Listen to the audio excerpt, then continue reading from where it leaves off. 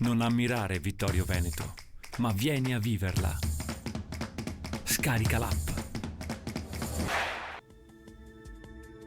Bentrovati al meteo.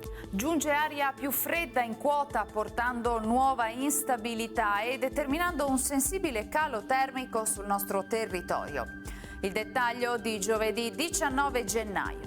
Sul Veneto tempo in peggioramento con cielo coperto e precipitazioni diffuse, localmente anche moderate. Non si esclude qualche fiocco di neve fin verso le zone di pianura misto a pioggia.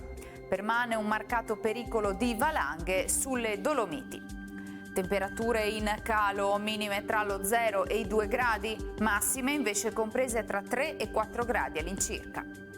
Spostiamoci ora sul Friuli Venezia Giulia. Anche in questo caso cielo nuvoloso con precipitazioni sparse e moderate. Su pianura e costa potranno verificarsi deboli nevicate. Sostenuti i venti di Bora. Temperature minime tra 1 e 3 gradi, massime sui 4-7 gradi all'incirca. Infine diamo uno sguardo al Trentino Alto Adige, dove avremo poche novità, anche in questo caso precipitazioni diffuse con nevicate a quote molto basse. Temperature minime tra -1 e 0 gradi, massime sui 4-5 gradi.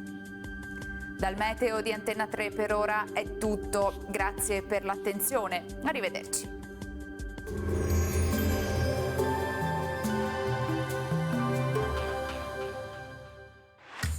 Non ammirare Vittorio Veneto, ma vieni a viverla. Scarica l'app.